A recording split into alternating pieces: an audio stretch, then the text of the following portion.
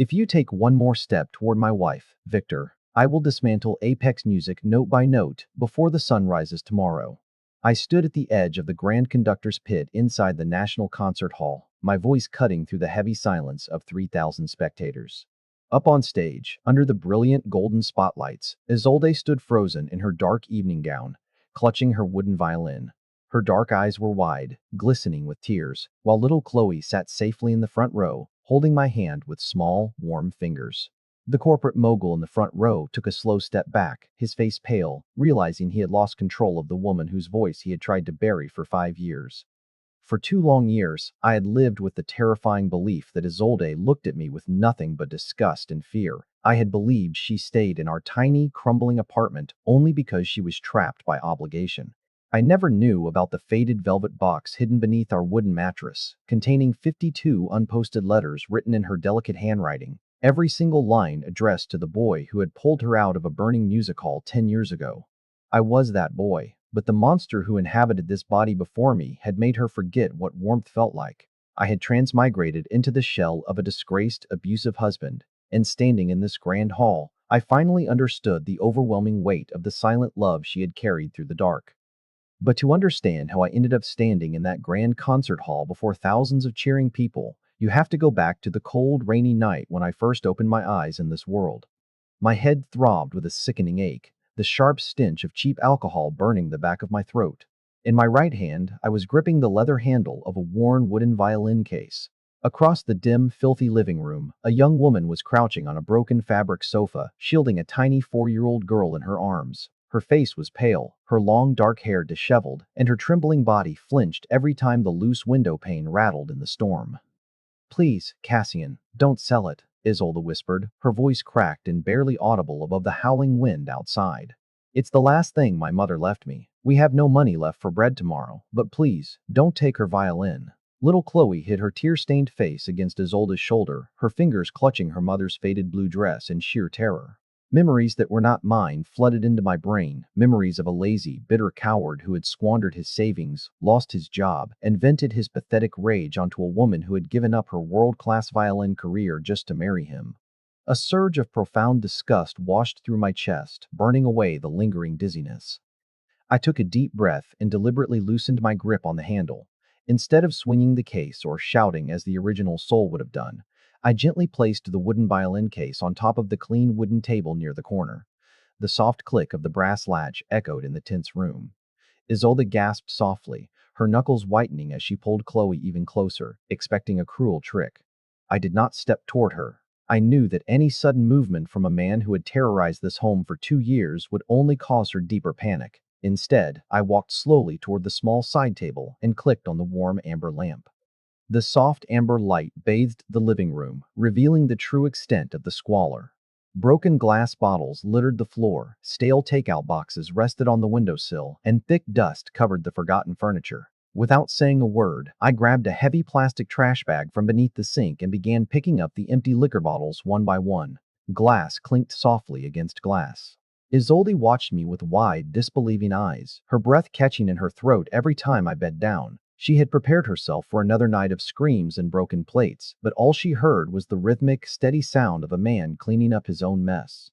After clearing the floor, I grabbed my coat and stepped out into the rain for 10 minutes, returning with 3 steaming bowls of hot chicken noodle soup and warm sesame bread from the corner diner. I set the food on the table, pulled out 2 chairs, and looked at Isolde with a calm, even gaze. "The food is warm. Eat as much as you need, Isolde.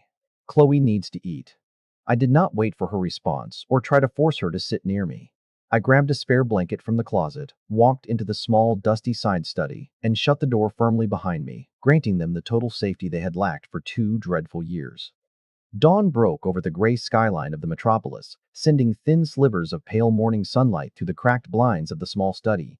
I woke up early, feeling the stiff discomfort of the narrow wooden cot beneath my back. My mind was crystal clear now. In my past life on Earth, I was a master music producer and composer who had spent 20 years behind studio consoles, crafting chart-topping records for international artists. But here, in this parallel world, I was Cassian Vance, an unemployed, disgraced husband with no reputation, no job, and a family that lived in constant dread of my presence. I reached into my trousers pocket and pulled out my cracked smartphone, unlocking the screen to check our banking application.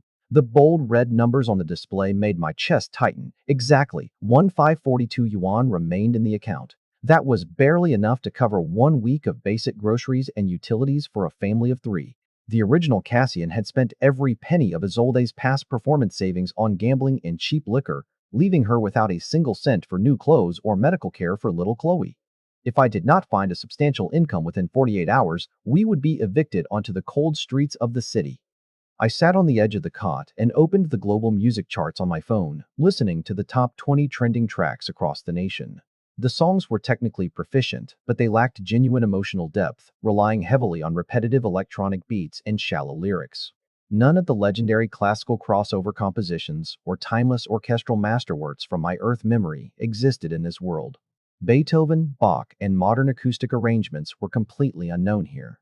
A sharp spark of professional clarity ignited within me. I possessed a goldmine of musical heritage inside my head, waiting to be unleashed. Stepping quietly into the small kitchen so as not to startle the sleeping mother and daughter, I washed my face with cold water and began preparing breakfast. I found a small bag of golden millet in the back of the cabinet, rinsed the grains thoroughly, and set them to simmer on the stove. I then cracked 4 fresh eggs into a ceramic bowl, whisked them into a silky smooth liquid, added a pinch of salt and warm water, and placed the bowl inside the steamer to make soft egg custard for Chloe.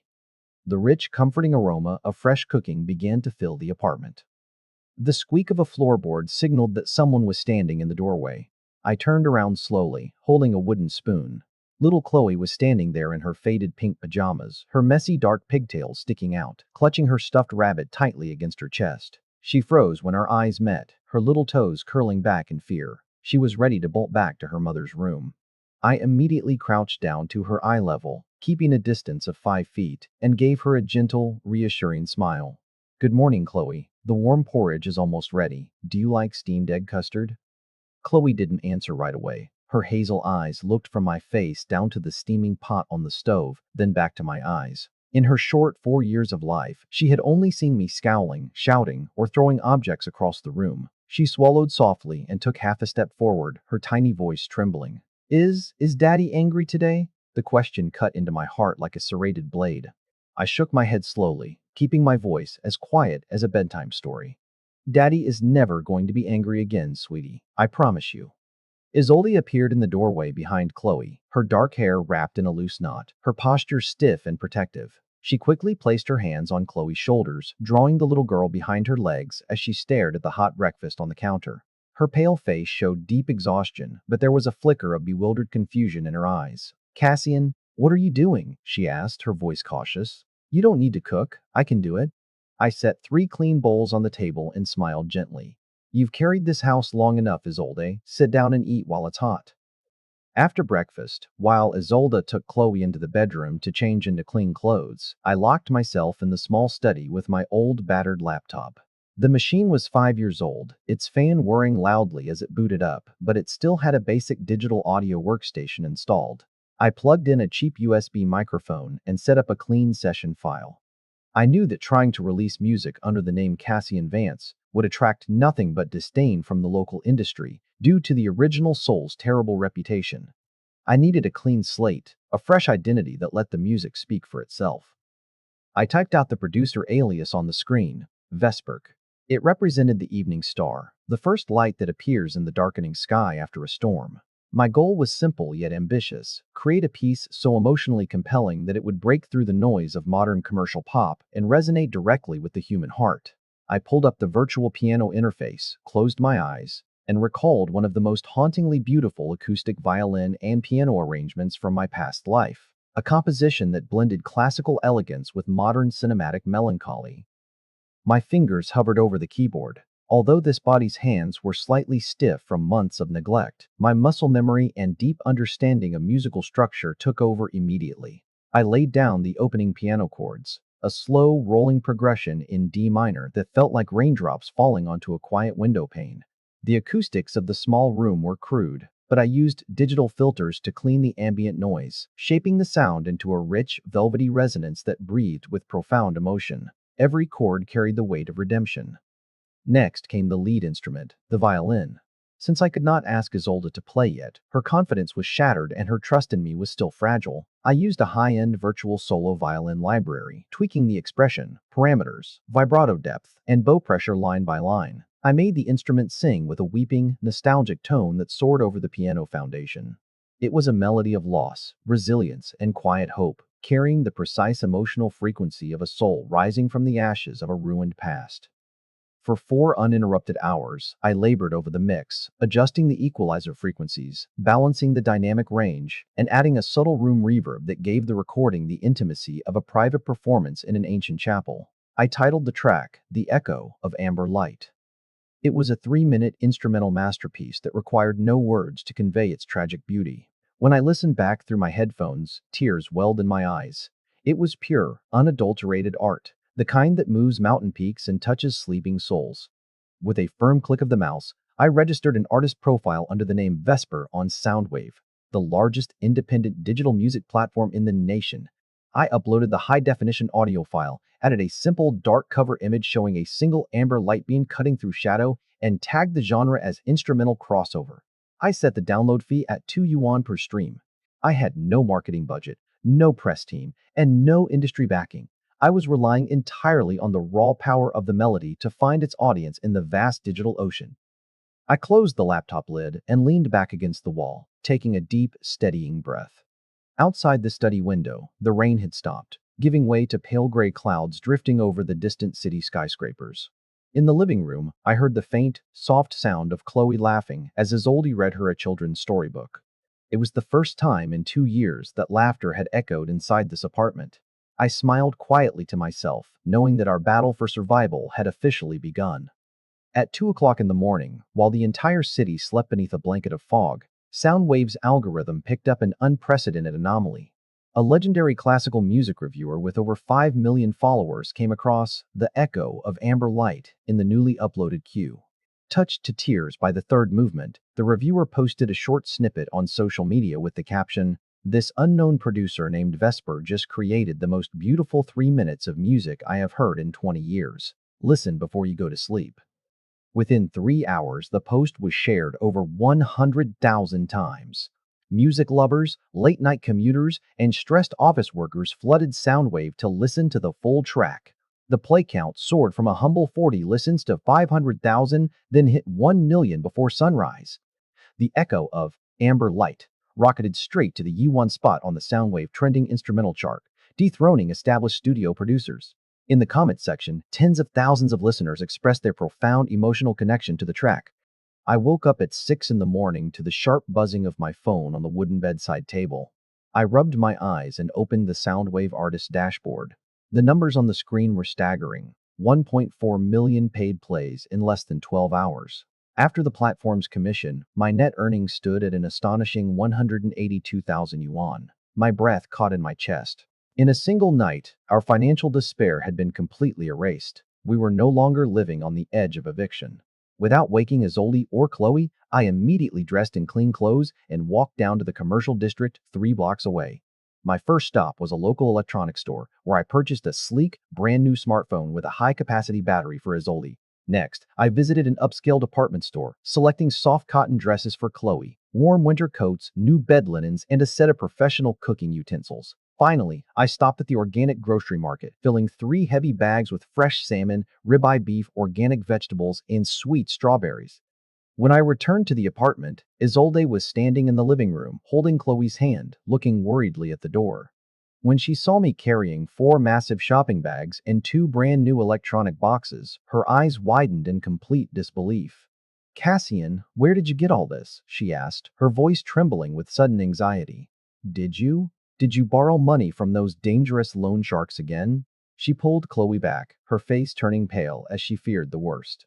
I set the bags down gently on the clean table and pulled out the crisp purchase receipts, handing them to her alongside her brand new phone box.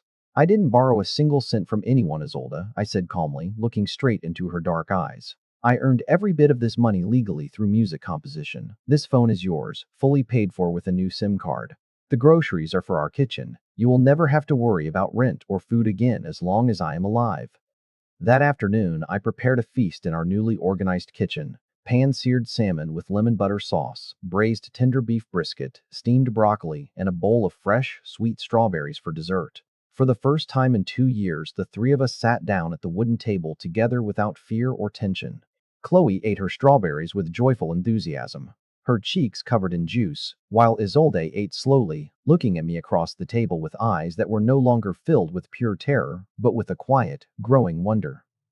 The following evening, as the warm amber lamp lit the cozy living room, little Chloe stood near the study door, peeking inside with her tiny hands resting against the doorframe. She held a worn cardboard box containing 3 broken plastic blocks. "Daddy?" she called out softly, her hazel eyes round and curious. I immediately turned away from my laptop screen and crouched down, inviting her inside. "Yes, Chloe? What is it, sweetie?" Chloe shuffled her feet, looking down at her shoes before looking up at me with timid hope. "Soren's daughter at the park had a wooden dollhouse with tiny chairs," she whispered, twisting the edge of her shirt. Can I have one chair when I get bigger?" The sheer modesty of her request, asking for just one tiny chair instead of the whole toy, struck a painful chord in my heart. I reached out and gently patted her soft, dark hair. "You don't have to wait until you get bigger, Chloe. We'll get the whole dollhouse tomorrow." That night, inspired by the pure innocence of my daughter, I decided to compose another piece under the VESPER alias, but this time I wanted to include soft, organic vocal elements. I set up the microphone in the quiet room, pulled Chloe onto my lap, and began playing a gentle, comforting lullaby melody on the keyboard. The tune was slow, warm, and sweet, sounding like a father tucking his child into bed under a starlit night sky. As the melody played through the speakers, I began humming the soft melody, singing gentle lyrics about bright wooden houses and sleeping butterflies.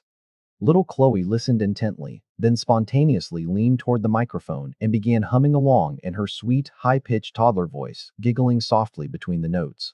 I captured her genuine, unscripted vocal giggles and layered them perfectly over the acoustic guitar and piano arrangement. The result was pure magic. I titled the track "Lullaby for Chloe, Stars in Your Eyes" and published it on Soundwave under the VESPER profile. Within 2 hours of its release, the track caused an internet sensation. Millions of parents, teenagers, and music enthusiasts shared the song across short video platforms, making Chloe's adorable laughter the most viral sound snippet in the country. The track surged to 1 on the overall global singles chart, generating over 400,000 yuan in royalties in 24 hours. Late that evening, after eating a warm dinner of homemade dumplings, little Chloe walked into the study on her own, holding a colorful children's storybook. Without waiting for an invitation, she climbed onto my lap, rested her small head against my chest, and held up the book for me to read. I wrapped my arms around her gently, feeling her warm, steady breath. She looked up at my face and whispered in her soft voice, "Daddy doesn't smell like bad drinks anymore. Daddy's voice is so soft now." Standing outside the cracked study door, Isolde watched the scene unfolding inside. She pressed her hand against her lips to suppress a sudden sob of overwhelming relief. For 2 long, agonized years, she had prayed for her daughter to have a loving father, believing her dream was forever destroyed by the cruel man she had married. Seeing Cassian holding Chloe with such tender reverence, she realized that the monster was truly gone, replaced by a man of profound grace and warmth. Over the next 3 days, our small apartment underwent a complete transformation. I hired a professional cleaning crew to scrub every inch of the walls and floors, replaced the broken window frames with modern double-pane glass, and furnished the living room with a comfortable cream-colored leather sofa, a thick woolen rug, and new bookshelves. The dark, suffocating shadow that had hung over the household for 2 years was replaced by sunlight, fresh air, and the soothing scent of blooming jasmine plants. Despite the new comfort, one object remained untouched in the center of the living room shelf, Isolde's wooden violin case. She looked at it every time she passed by, her fingers trembling slightly, but she never dared to open it. Her past musical pride had been thoroughly crushed by the original Cassian, who had constantly mocked her talent, destroyed her sheet music, and threatened to break her instruments whenever he was intoxicated. Her confidence was a shattered mirror that needed time to be carefully reassembled. I never forced her to touch the violin or questioned her about her past career. I knew that healing required absolute patience and respect. I continued to sleep in the study, keeping our living arrangements strictly honorable while providing for every financial and emotional need of the household. Every morning, I left fresh flowers on the kitchen table alongside a handwritten note listing our daily plans, allowing her to feel completely in control of her life.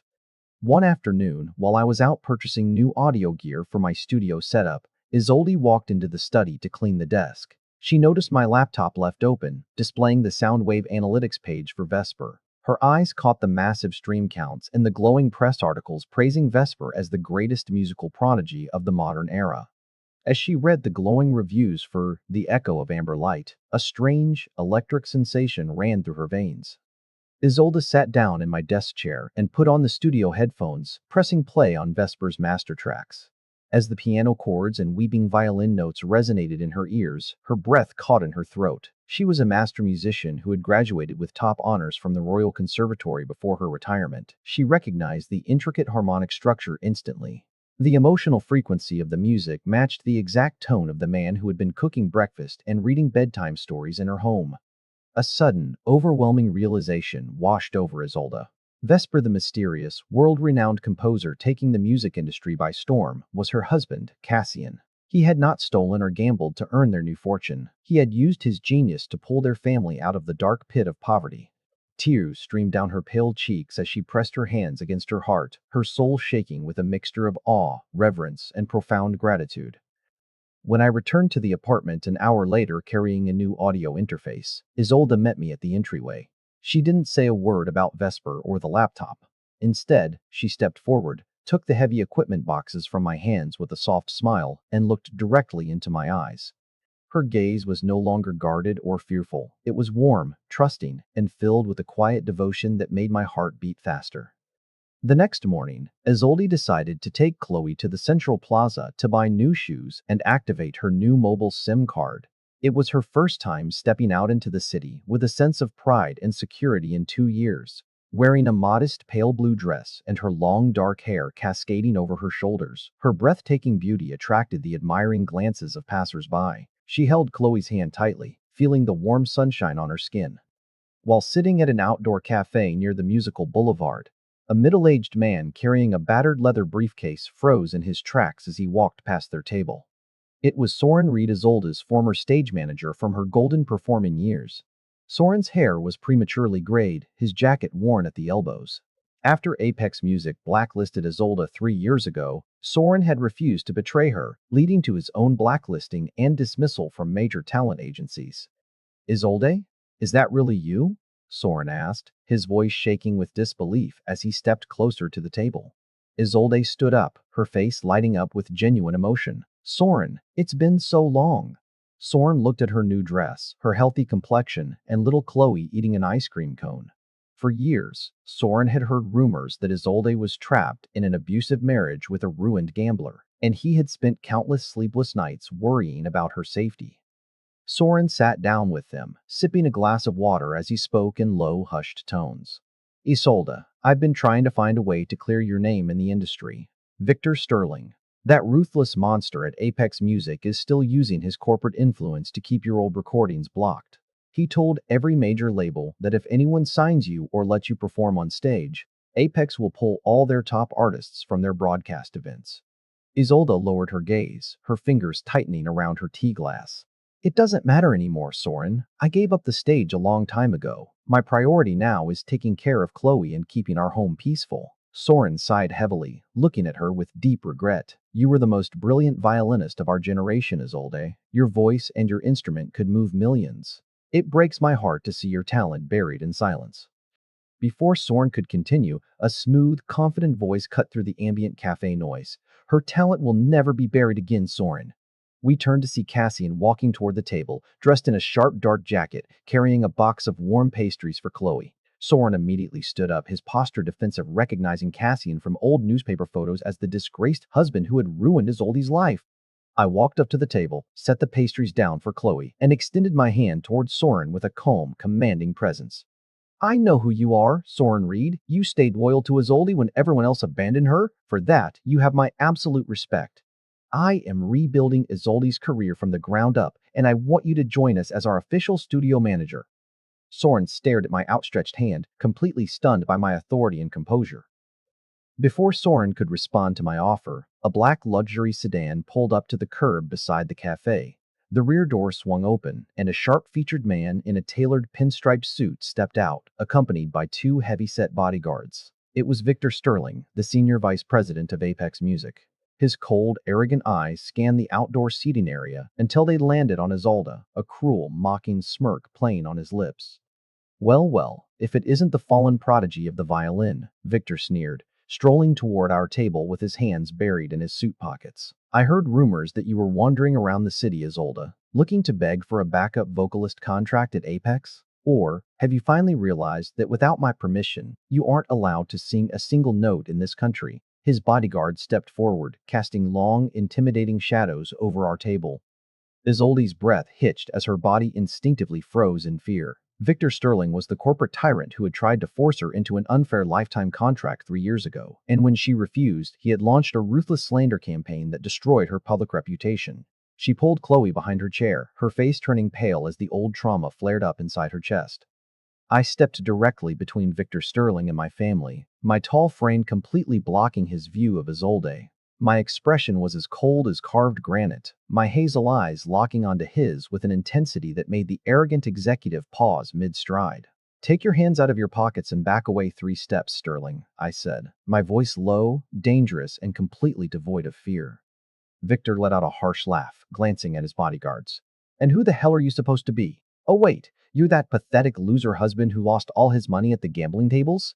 Isolde, is this the dog you chose over Apex Music? He looks like he couldn't afford a decent meal last week." The bodyguards chuckled, stepping closer to intimidate me.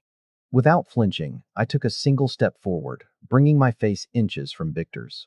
The overwhelming, lethal aura of a master producer who had managed billion-dollar global franchises radiated from me. "Listen to me very carefully, Victor," I whispered, every word sharp enough to draw blood. "If you ever approach my wife or my daughter again, or utter another arrogant word in their presence, I will strip Apex Music of every copyright license it owns and ruin your career beyond repair. Now get back in your car before I lose my patience." Victor Sterling opened his mouth to shout, but the absolute, cold conviction in my eyes stopped the words in his throat.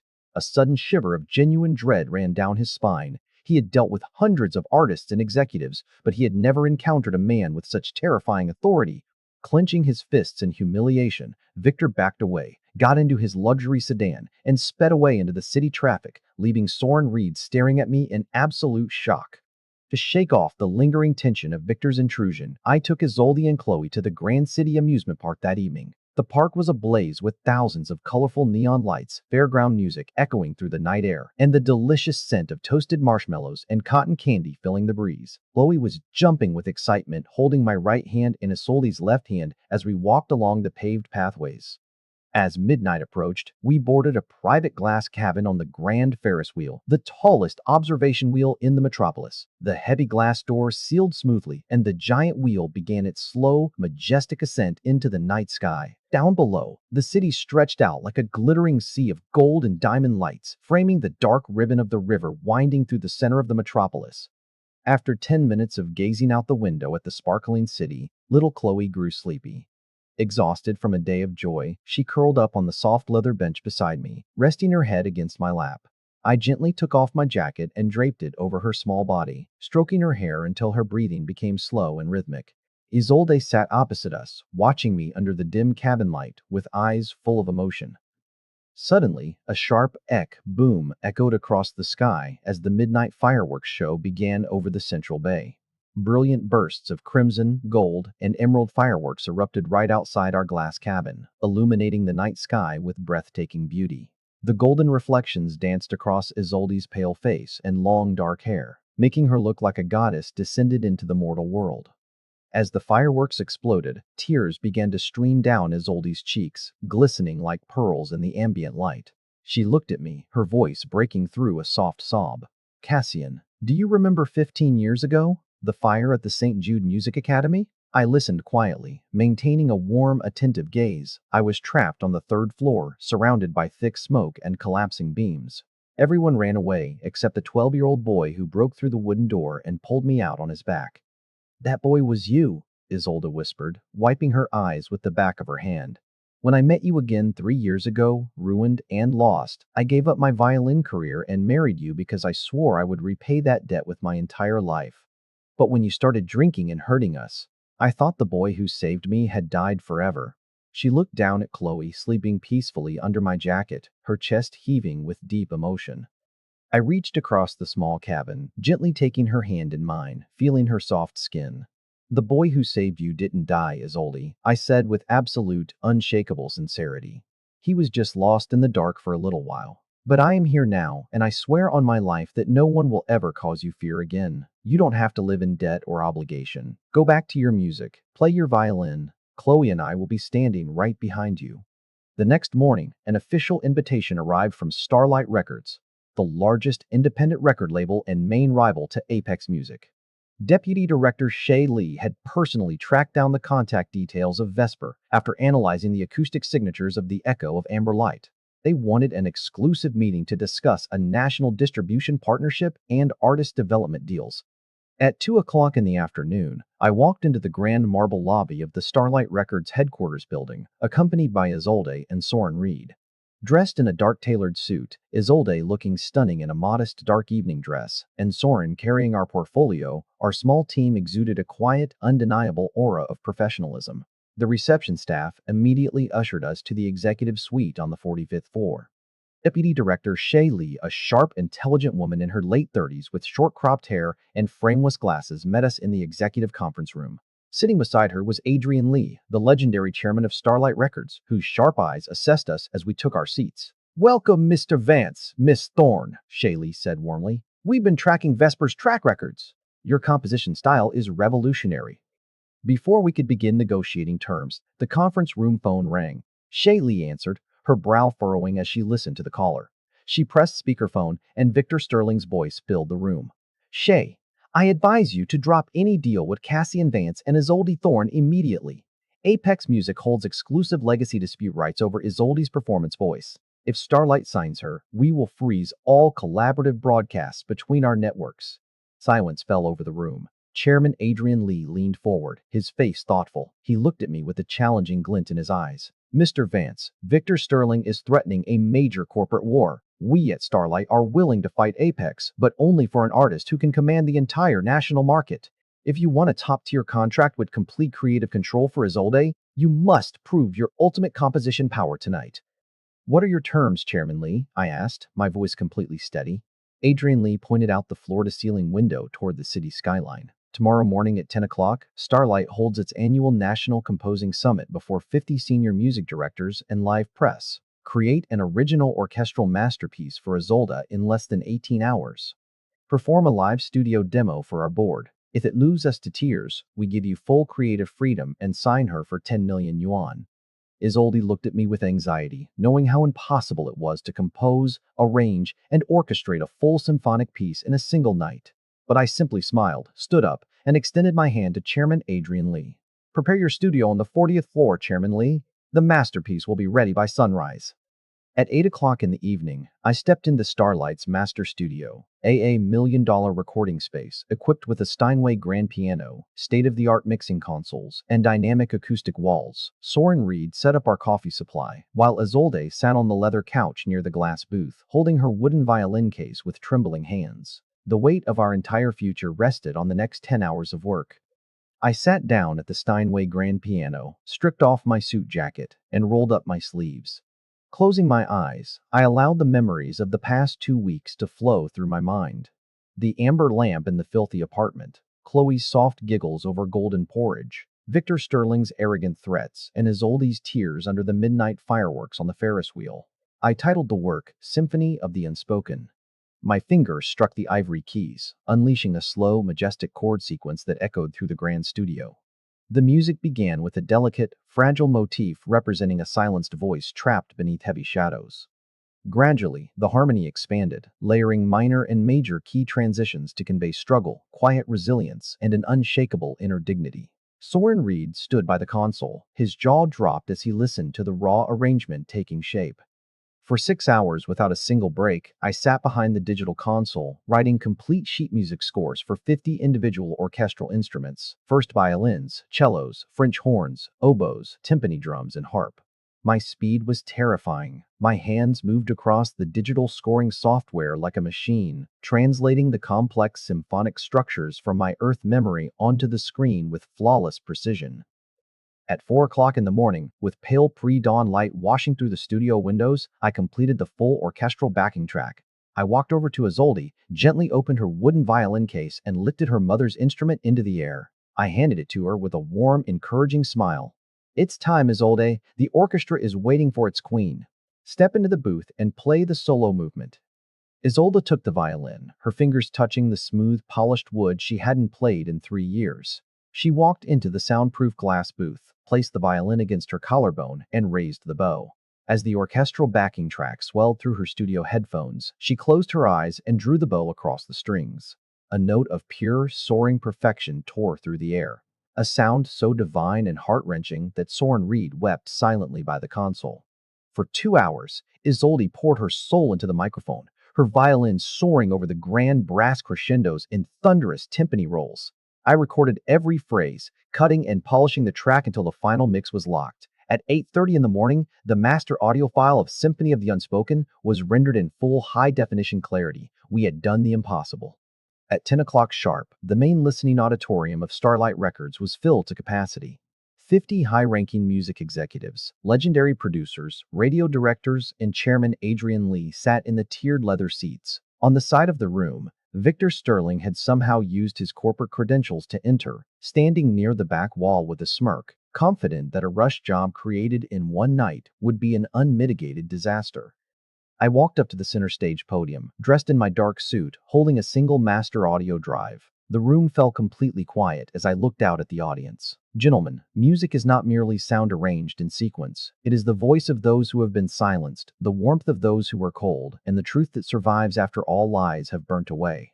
Today, Starlight Records presents Symphony of the Unspoken, featuring solo violinist Isolde Thorn. I inserted the drive into the master console and pressed play.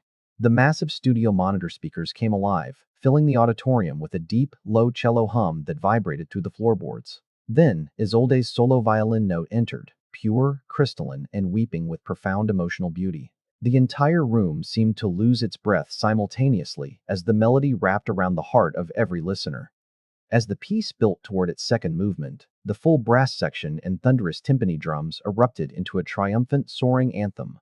It sounded like a storm breaking open to reveal a blinding golden sunrise. Executives who had worked in the commercial industry for 30 years found tears streaming down their faces, overwhelmed by the sheer scale, beauty, and redemptive power of the composition.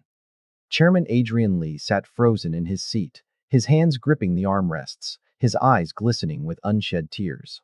Deputy Director Shay Lee was weeping openly into a handkerchief. When the final violin note slowly faded into a 10-second delicate decay, complete silence reigned in the auditorium. No one moved. No one spoke. The emotional weight of the piece hung in the air like a sacred presence. Then, Chairman Adrian Lee stood up and began clapping with all his strength. Within 3 seconds, all 50 music directors, producers, and executives rose to their feet, delivering a deafening, 5-minute standing ovation that shook the auditorium walls. Up on the side balcony, Isolde stood with her hand over her heart, tears of pure joy streaming down her face as her talent was validated by the highest authority in the land.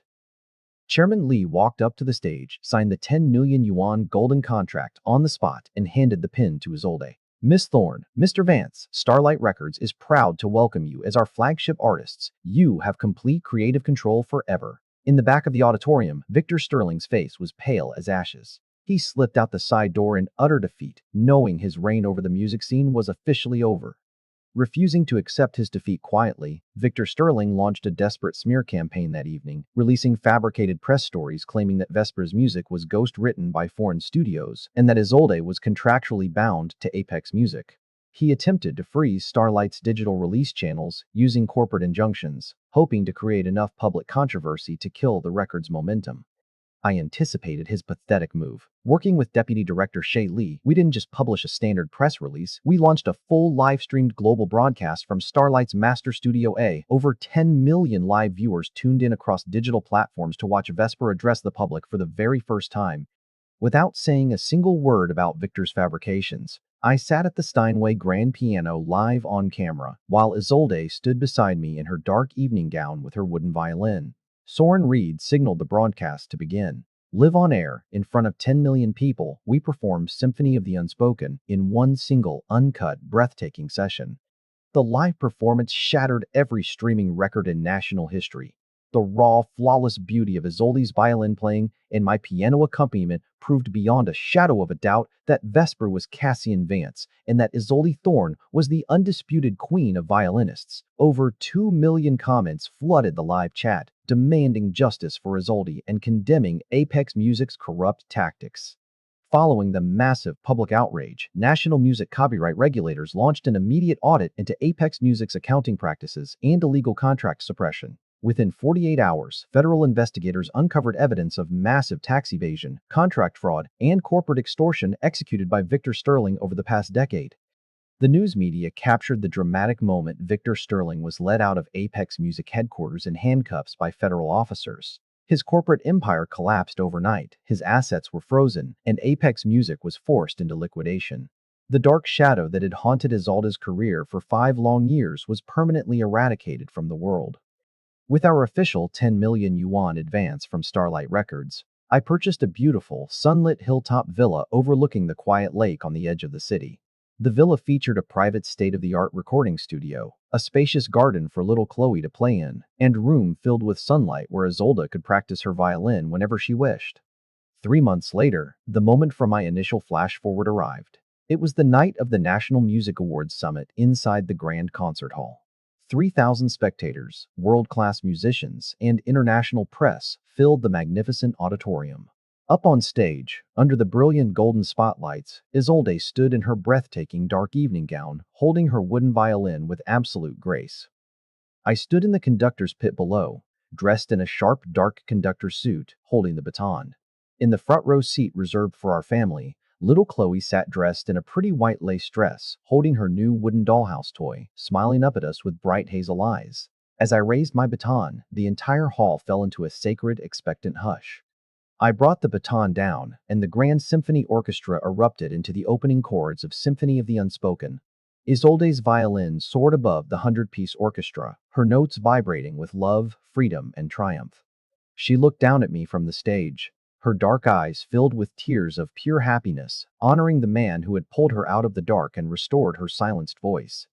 At the end of the performance, after a 10-minute thunderous standing ovation, Isolde was awarded the Golden Violin Trophy for Artist of the Year. Standing before the microphone, she held the trophy close and spoke to the national audience. 5 years ago, I lost my voice and my hope.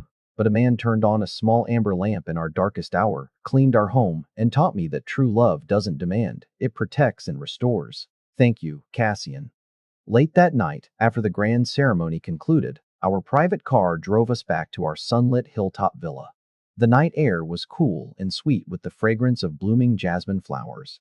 I carried a sleeping Chloe up to her cozy bedroom, tucked her under her soft woolen duvet, and kissed her forehead quietly. She murmured softly in her sleep, "Daddy, play music tomorrow." I walked downstairs to the spacious living room. Isolde had turned on a small amber lamp on the wooden side table, the exact same lamp from our old apartment that we had brought with us. She was standing by the floor-to-ceiling glass window, looking out at the calm, moonlit lake. As I walked up beside her, she rested her head against my shoulder, wrapping her arms around my waist.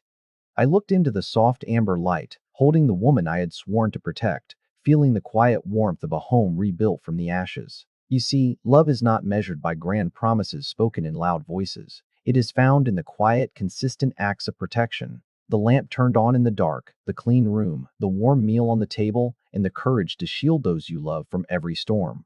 If you are standing in your own dark night right now, don't lose hope. Turn on your own amber lamp, protect what matters, and let your symphony play.